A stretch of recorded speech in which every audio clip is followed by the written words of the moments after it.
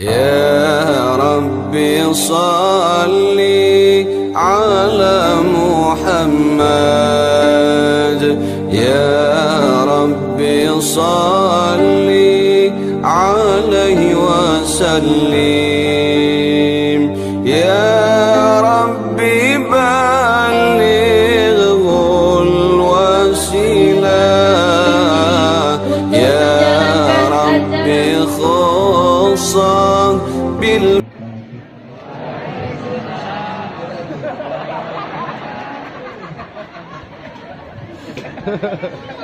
Ternyata butuh lagi bantahan.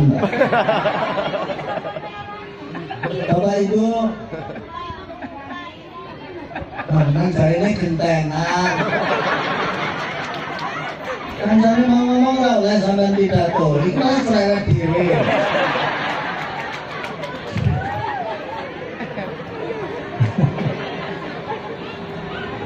Bapak Ibu, alhamdulillah, syukur Satoronggo ini kayaknya baru kali ini ngundang saya, nggih. Baru kali ini. Ya rapopo kaset. Tapi sebetulnya mungkin tokoh-tokoh Satoronggo sudah sering mendengarkan saya, sudah sering bertemu saya. Tapi kali inilah saya baru menginjakkan kaki di Satoronggo, walaupun sebetulnya ya sering lihat juga. Bapak Babin Kamtipmas atau Bapak Babinsa, kalau santri khususnya yang beraliran Nahdlatul Ulama atau NU, insya Allah sanggup menjaga NKRI. Bahkan pahlawan-pahlawan Indonesia yang telah gugur merebut kemerdekaan Republik Indonesia adalah santri-santri NU Tulen. Seperti Bapak Jenderal Sudirman, itu juga santri. Pangeran Diponegoro itu juga santri. Itu santri termas, semuanya santri termas, semua santri. Maka kalau misal di di sensus, ada sensus makam, sensus kuburan, itu kalau nggak percaya, lihat saja di kuburan pahlawan Kalibata itu kalau di sensus 99,9% santri. Artinya apa? Kalau santri-santri NU sudah tidak diragukan lagi kalau untuk menjaga NKRI harga mati. Yang ketiga, Bapak Ibu, ini peringatan kelahiran Nabi Muhammad Shallallahu Alaihi Wasallam. Ini supaya semua dapat ilmu. Aku bahasa apa ini? Bahasa Indonesia atau bahasa Jawa? Hah? Oh, ada sing Indonesia, karena jalur sing Jawa, karena sing kalau campur. Terus pokoknya sangat ketangkemu ya.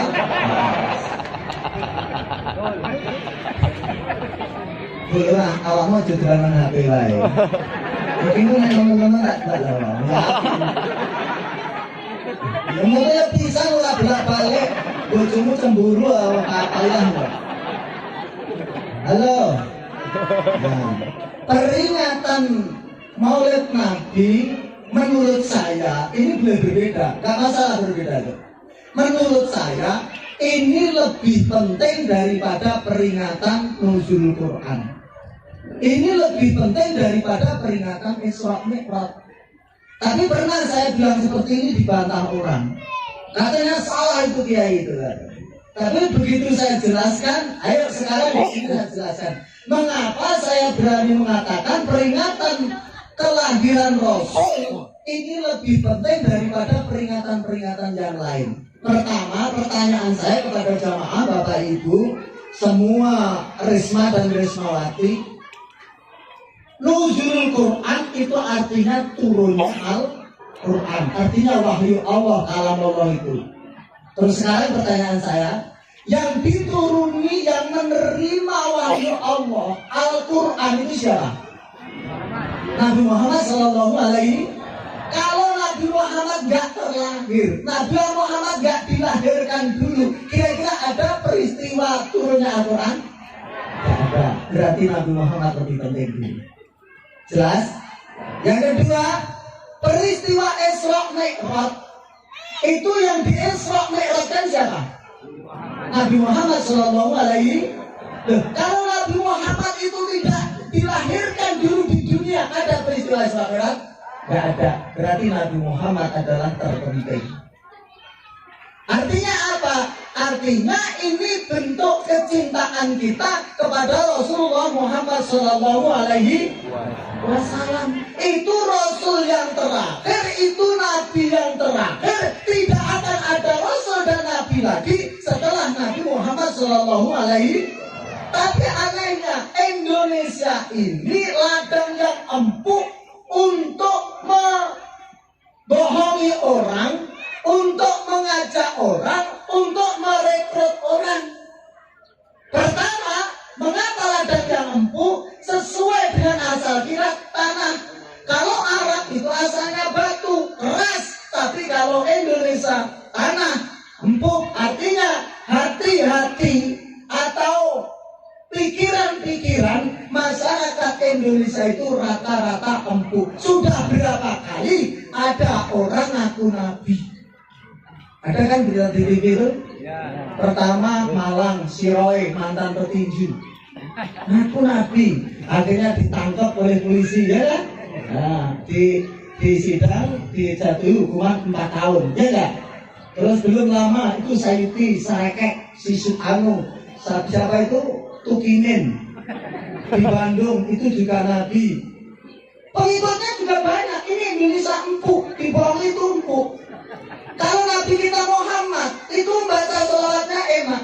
Ya Habibi ya Muhammad. Nah, coba kalau Nabi Tukinin kan gak enak. Ya Habibi ya Tukinin.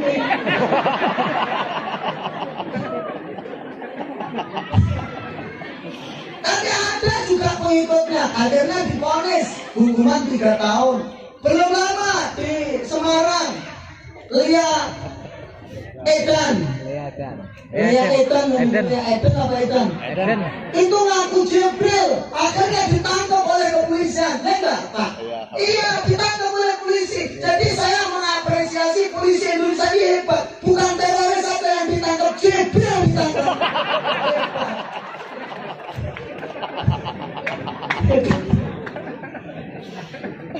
Halo. Maka dari itu Nabi itu terakhir adalah Nabi Muhammad Sallallahu Alaihi. Nah, peringatan kali ini salah satu bentuk kecintaan kita kepada Rasulullah. Maka saking cintanya coba dia syokal itu ada kalimat Ya Habibi ya Muhammad ya Arusyalha fi qaini ya Mu'ayyad ya Mumajad ya Imamat Tiwlataini. Ya Habibi ya Muhammad itu apa artinya? Kekasihku Muhammad, kekasihku Muhammad. Coba yang baca, yang mengaku kekasih, yang baca sholawat itu bukan laki-laki saja, tapi perempuan-perempuan. Itu kalau diartikan Indonesia, oh kekasihku Muhammad, kekasihku Muhammad. Pak, coba saat istrimu mengakui kekasihnya Muhammad itu, suaminya cemburu apa enggak? Cemburu apa enggak?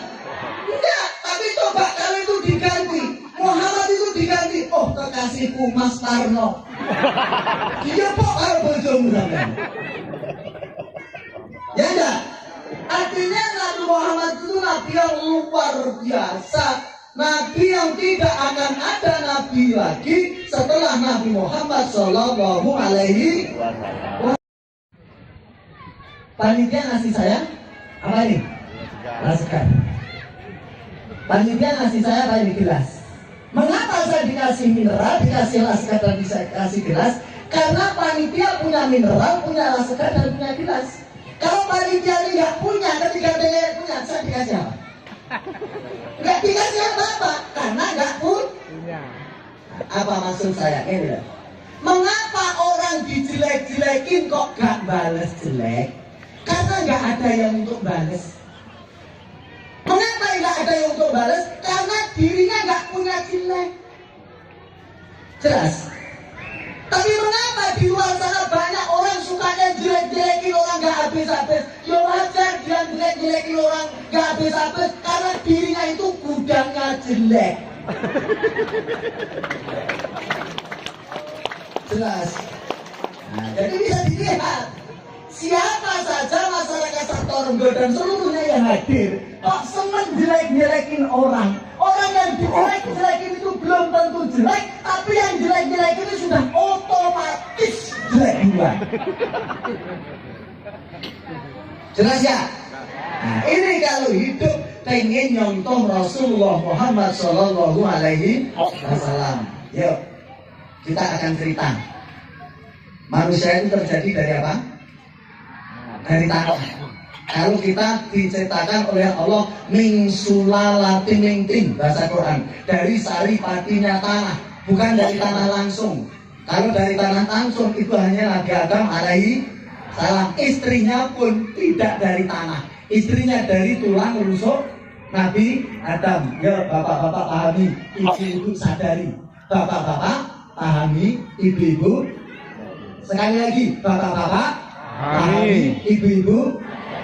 Lihat, tulang rusuk itu bengkok apa lurus? Umpama dipaksa diluruskan, patah enggak? Patah enggak? Ini Pak, pahami Pak. Ibu-ibu itu bagaikan asalnya, bagian tulang rusuk. Jadi kalau negur ibu-ibu, negur istri itu jangan dengan keras. Karena ibu itu sangat tajam perasaannya dibanding bapak. Ya enggak? Kalau bapak menggunakan otak yang cerdas, kejernihan otak, tapi kalau ibu-ibu menggunakan perasaan. Ya enggak? Coba. Orang curhat, laki-laki dengan perempuan itu sudah beda. Kalau perempuan itu curhat begini, coba yuk, dulu dari Jawa ke sini nggak punya apa-apa. Sekarang alhamdulillah saya sudah sukses, rumah kami sudah bagus, terus mobil sudah punya, apa-apa nggak kekurangan. Tapi coba tuh, yuk, kalau perasaanmu gimana, bapaknya itu mau cari lagi. Rasakan yang ditunggu. Ya enggak? Tapi kalau bapak-bapak lain coba pikiran. Ya ini kalau ngedolnya lemah ini, kalau paling jari aku naik saya 1%. Begitu paling belas satu lagi kayak apa jajal pikiran dia kalau sampai ada pikiran.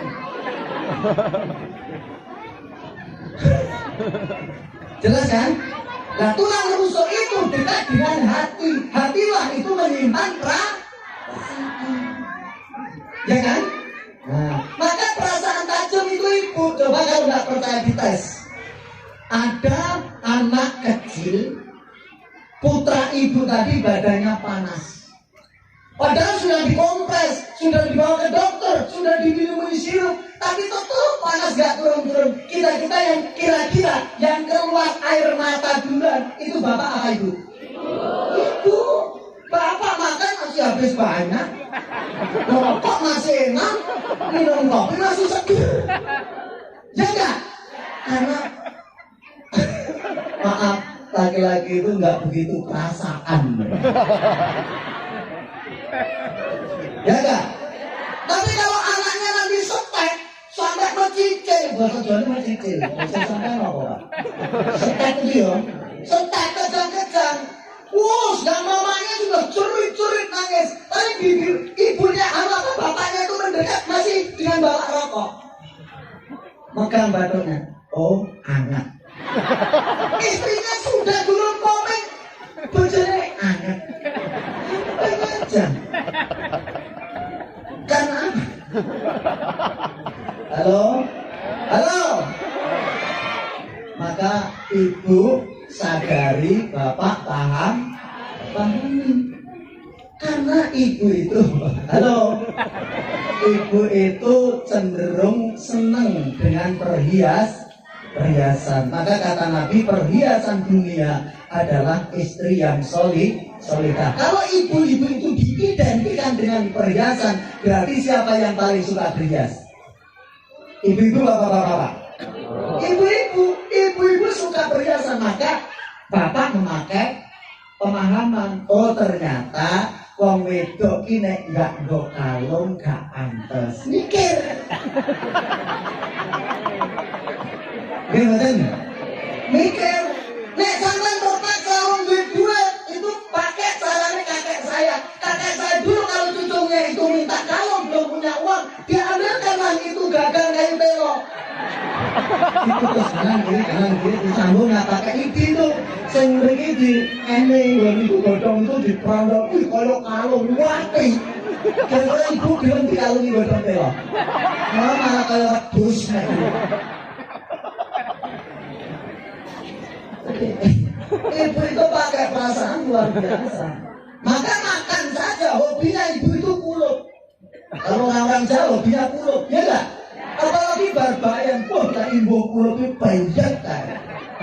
Mengapa kulup? Kulup itu kan ada doanya. Allahumma nawir kulup. Kulup hati.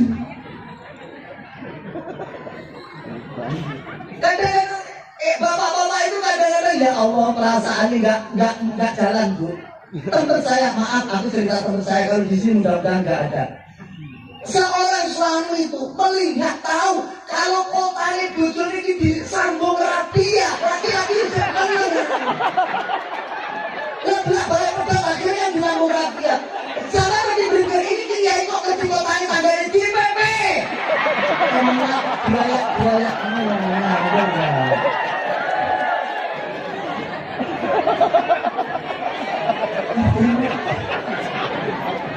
Halo. Terus apa lagi? Aku ini orang jam loh Pak. Bu, halo. Maka kita kejadian kita dari tanah. Maka saya tadi gambarkan Rasulullah itu tidak mudah marah. Rasulullah itu kalau marah sedikit, tapi kalau kita sedikit-sedikit. Yuk aku contohi. Asal kita dari apa tadi? Tanah. Ya aku ke tanah. Lihat, saya akan berdiri menyatu dengan asal kita. Kalau kita melekat dengan asal kita, menyatu dengan asal kita akan bisa tenang total 100%. Tapi kita kalau sudah menjauh dari asal kita, umpama kita sedang naik sepeda ontel, sepeda gayung, sehebat apapun dia pandai menjaga keseimbangan, pasti masih ada goyang sedikit. Kalau semakin tinggi, artinya semakin jauh dari asalnya, itu goyangnya semakin seru. Bahkan digambarkan, kalau orang naik di luar angkasa, itu nggak pernah tenang, begini terus. Mengapa? Karena dia jauh dari asalnya. Adapun dia karena tarik-menarik antara gravitasi bumi dan itu kan ilmu dia. Ini ilmu kita, ilmu tauhid kita. Maka siapapun yang jauh dari asalnya, maka dia akan tidak bisa hidup tenang. Lah, sementara rohani, halo, ini cewek sama bro. Sementara roh ini asalnya dari Allah. Roh asalnya dari Allah, maka siapa hidupnya ini mudah. Kalau mudah pening, mudah susah, mudah stres, aku yakin itu rohaninya jauh dari Allah, jauh dari asalnya. Ya enggak? Kalau kita dekat dengan asalnya, insya Allah tenang dan belajar dengan tanah lagi. Ayo, kita kalau jalan yang kita injak apa? Kira-kira tanah itu kita injak-injak, tanah marah enggak? Enggak marah kan? Enggak. Kalau sampean marah, ya enggak? Bahkan kalau pagi, halo, rata-rata kalau pagi tanah itu kita berdini. Berdini bahasa Indonesia apa? Itu loh kalau sedang ngising itu. Ya enggak, kita berdiri ya. Tapi kira-kira tanah itu sakit hati kan? Enggak. Bahkan semakin banyak orang yang ngising, semakin banyak orang yang kencing, itu semakin subur keadaan tanah. Apa itu maknanya? Kalau kita sabar, semakin banyak orang yang meremehkan kita, semakin banyak orang yang tidak menghiraukan kita, semakin orang banyak yang tidak menghormati kita. Kalau kita sabar, insya Allah kita semakin subur. Bukan subur badannya, subur keimanan dan keyakinannya kepada Allah Subhanahu wa Ta'ala. Amin sih, amin lah. Aku sabar apa orang?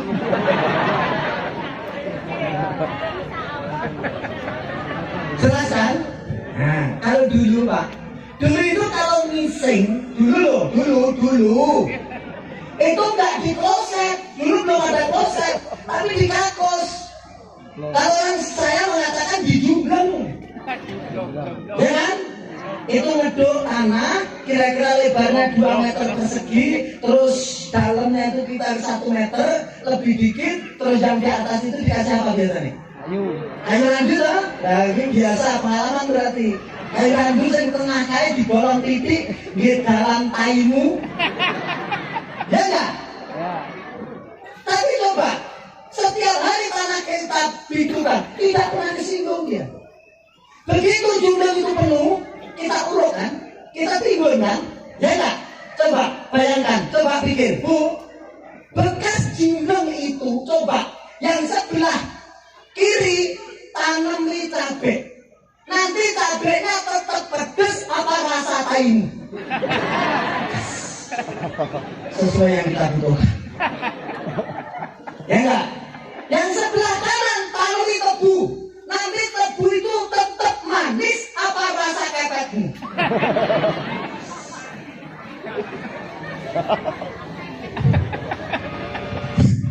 Sampai paham nggak gambaran itu? Artinya apa? Bumi itu jinjak-injak, dihina, dimacam-macam, disakiti, tapi dia selalu yang menyakiti itu, yang macam-macam itu tetap dibantu apa yang dimintanya, apa yang dia mau. Jelas? Jelas? Nah, ini ada pelajaran yang ekstrim. Maaf Pak Polisi, maaf Pak, ini pelajaran ekstrim. Tapi memang keadaannya seperti itu. Coba, pertama, kita sholat berjamaah. Ya, ini belajar berjamaah. Sholat berjamaah itu pertama barisannya harus lurus. Mengapa harus lurus? Kita sama bangsa Indonesia ini harus selalu rukun. Harus selalu akur.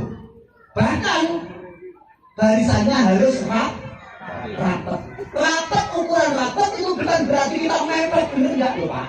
Jangan salah. Kan ada kok orang jamaah sholat itu terus merapetin temannya terus gini. Ada kan? Ada kan? Gini biasanya sudah ada di sini. Pernah saya di Palembang jamaah seperti itu. Akhirnya ada jamaah yang tegur, Mas, ngapain Mas? Kalau saya sudah menjauh kaki Mas kok musik saya. Iya Pak, kalau ini nggak rapat nanti mau ditempati setan. Tapi kalau Mas begagangnya itu lebar kan setan loh.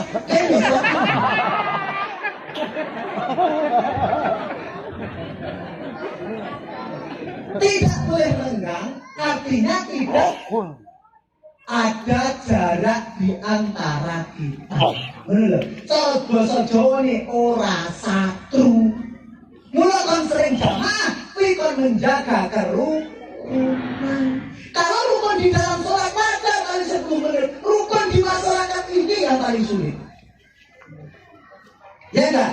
Maka itu kalau sampai renggang, artinya tidak seteguran apa bahasanya? Bahasa Indonesia apa? Tidak saling sopo, nggak saling tegur.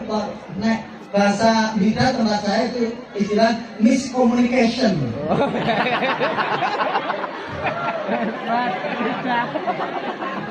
Hebat lidah.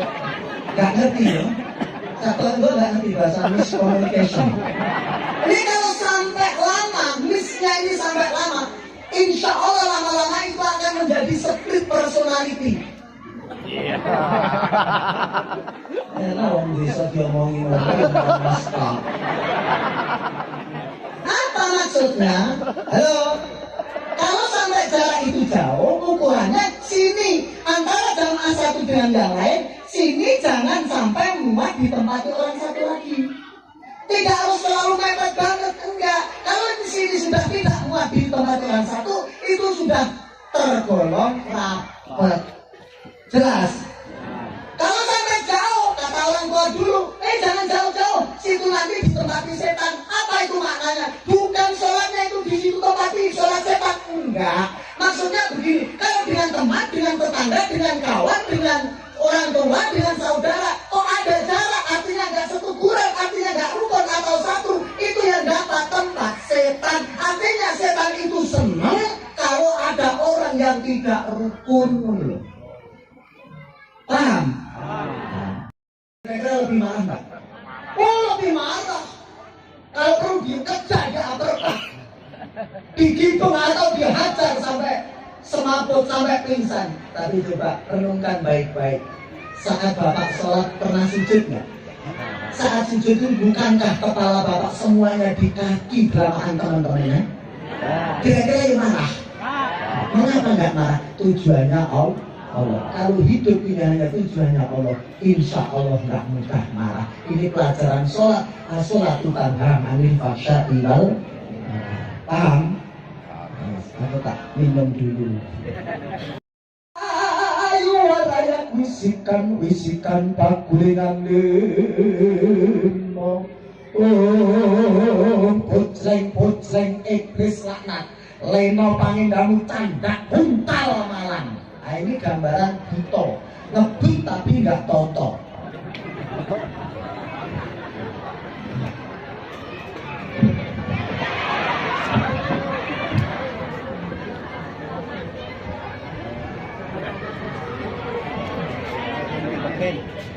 Itu penting itu. Ini Bapak Ibu, ini omongannya kasar, ini gambaran orang, gambaran aja ya. Gambaran orang yang mempunyai watak angkara murka. Maka omongannya kasar. Kalau masyarakat Satornggo, misal Bu, ada orang yang omongannya kasar, itu nggak usah dipaidu. Sebab itu kakak beradik dengan ini.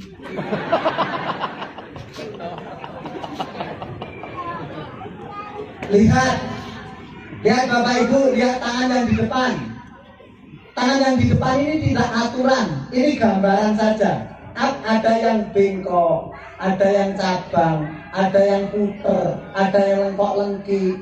Ini maksudnya apa? Maksudnya orang yang mempunyai watak angkara murka ini, kalau bekerja, kalau bertindak, kalau makan, kalau cari rezeki, gak pernah pandang halal haram. Buh ungkal, buh sadal, buh bantal, buh koral, buh aspal, pokok gak ngeruncal, diuntal. Ini buto, ngebut ora toh? Apa tujuannya seperti itu? Pengen jadi orang kaya. Tapi lihat, kalau sudah jadi orang kaya, lihat tangan yang ada di belakang sama sekali gak bisa dilepas. Apa maknanya? Orang yang mempunyai watak angkara murka itu ternyata kalau sudah jadi orang kaya,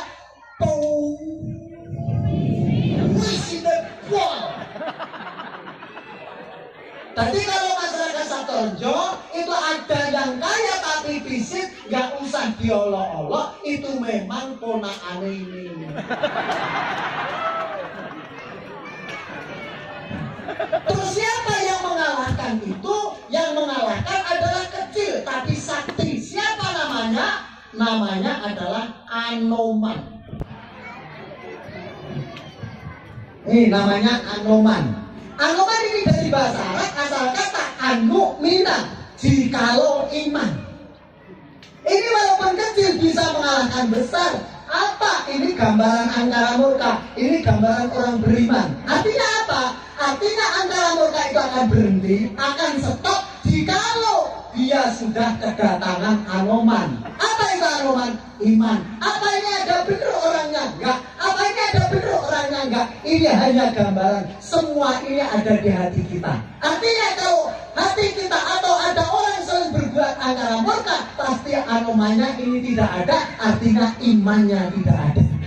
Tapi kalau imannya ada, Anomannya ada, insya Allah angkara murka ini kalah. Maka perangnya Anoman dengan dosa murka ini pasti menang Anoman. Umpama ada dalam perang antara dosa murka dan Anoman, sementara Anoman yang kalah, itu dalamnya yang kocok. Jelas? Maka kalahnya biasanya ini dibeleki gunung. Apa itu gunung? Kalau guru itu digugu dan ditiru. Tapi kalau gunung, nek gugu mesti dunung. Dunung itu paham. Artinya apa? Kalau orang yang mempunyai watak angkara murka itu manut nurut dengan nasihat ulama, nasihat kiai, ajaran para wali, dan aturan peraturan Nabi serta Allah, insya Allah gunung nek gugun dunung, artinya paham dengan tujuan Allah menciptakan manusia ini. Jelas? Maka yang harus kita pelihara adalah keimanan kita, insya Bapak Ibu, iman itu bisa menjawab dan mengambil sikap dengan tepat setiap mengalami peristiwa yang menyenangkan atau tidak menyenangkan. Apa sikap iman? Kalau sedang dilanda musibah, sikap orang iman harus sabar dan tawakal. Kalau mendapatkan anugerah, sikap orang iman harus bersyukur dan rajin bersedekah. Itu orang iman. Ternyata iman ini bisa menutup. Dengan iman insya Allah hidup ini akan terarah. Dengan seni hidup akan indah. Dengan ilmu hidup akan mudah. Halo, ini jadi makna apa lagi? Selanjutnya Bapak Ibu, maka untuk mengalahkan angkara murka ini apa maknanya? Kita harus pelihara iman kita. Halo, halo, Ibu, Bapak, masih mau dengarkan? Masih begini. Ayo, bagaimana kronologi iman? Kekuatan iman yang bisa selalu merespon keadaan dengan baik, dengan sikap yang tepat dan benar. Maka yuk kita baca ayat berikut ini. Ayo bareng, semua biar mendapatkan pahala. Karena kalau baca Al-Quran, lesan yang mau baca Al-Quran itu adalah lesan-lesan yang dimuliakan oleh Allah, insya Allah. Ayo semua bareng, Bismillahirrahmanirrahim. Innamal mu'minuna alladzina idza dzukirallah wajilat qulubuhum wa idza tuliyat alaihim ayatuhu zadathum imana wa ala rabbihim yatawakkalun. Itu kronologi iman. Perlu diartikan nggak? Perlu. Ayo saya artikan. Insya Allah kakak tak minum dulu ya. Bismillah.